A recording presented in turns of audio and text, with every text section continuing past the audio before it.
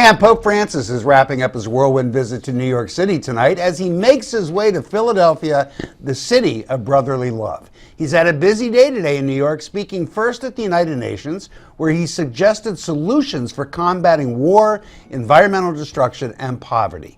The Holy Father then visited the 9/11 Memorial, where he participated in an interfaith service before navigating the huge crowds in Central Park on his way to a gathering of some 300 school children at Our Lady Queen of Angels School in Harlem.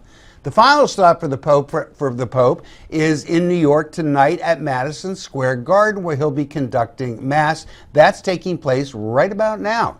This has no doubt been a historic visit for the Pope. To hear what the people had to say about it, we sent our Newsmax cameras out on the streets of Washington, D.C. to capture the reactions of those hoping to catch a glimpse of the pontiff. For me, Pope Francis really means a change in the church and a change in who people are listening to and what matters in the church. And I think it's really important, especially with the youth in America and around the country, to really see a change with the times and what the church believes. My most clear impression is he has a clear message, and I think he's one of the first popes that are actually brought the younger generation into their faith and back into church. Out of all the popes, he's the most humble. He's more of a people person, and he talks to people the way we understand, not like more superior or anything. So. You know, that unpredictability, I think, really goes a long way when people see him, because it's not the same old like pope in a pope-mobile in a glass box that goes from point A to point B, gives a mass, and then maybe goes has a glass of wine afterward. He has definitely shown a lot of signs of progress, and I think opening the church to those who want to belong. I think that's terrific. He's softened in terms of do not judge, let's be more inclusive about different people's opinions. And that's a breath of fresh air for the Catholic Church. I think that the reason that people are politicizing the Pope's answers is because religion is something that people are very hard-headed about. Even though they can be very loving, they can't be hard-headed. So the Pope is such a big figure, and just how people are critical of celebrities, they're going to be critical of the Pope. So no matter what he says, somebody's always going to have a different opinion. I think people should walk away from this, again, regardless of your faith or whether you're an atheist or a Catholic, and just really take some good on how we should treat each other. And I think if you walk away with that, then that's what the Pope's looking for. He's not looking to convert anyone. So his message of love and just commitment to the bettering of society and mankind is really tremendous and something that resonates really strongly. He reminds me a lot of Mother Teresa, who is I admire her, and I just love that he is open and he wants peace and love, and that's really what the message really should be throughout the world.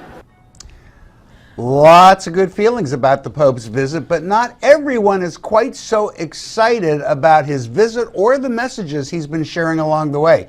Here is Fox News' Sean Hannity last night. I was raised Catholic, went to a seminary. I was an altar boy. You didn't know that, did you? No. No, see? All right. I knew you went to high school seminary. He's liberal on immigration. He's liberal on the refugee crisis. He's liberal on climate change. He's liberal, and I would argue in a very kind, gentle way, naive on arms trading and nuclear weapons. And this whole economic justice thing that he buys into, I just see him as so wrong on those issues. And my question to that is, so what?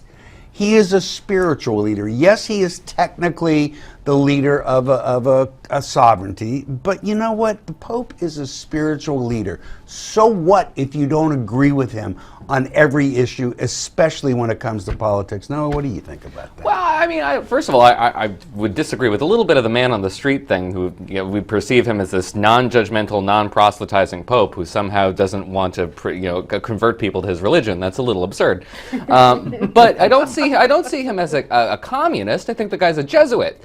And this is really very simple. It's sort of a humanist, and you can call it liberal, but it's also very, very much a bleeding heart approach, if you, for lack of a better term, to issues, social issues, and particularly economic issues, which is also informed by his Peronist background. So I don't necessarily call him liberal, but I would call him something else. Why have to call him anything, Kerry? I mean, he is a spiritual leader. Everybody likes the man for, I think, very good reason. He's an incredibly likable man.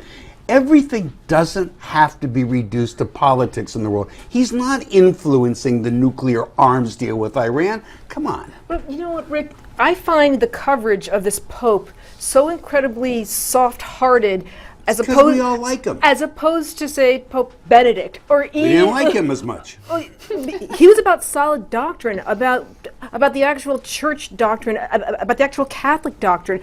And it's like, heaven forbid, he talked about, say, same-sex marriage, and actually said same-sex marriage, actually talked about abortion and said the word abortion. But as far as this particular Pope's concerned, oh no, this guy's amazing. All right, well, as we discussed, Pope Francis is finishing his first trip to the United States, and he seems as controversial as he is beloved. We want to know what you think. Let us know at newsmaxpolls.com and letting your voice be heard by going over to the site. Coming up next, your comments.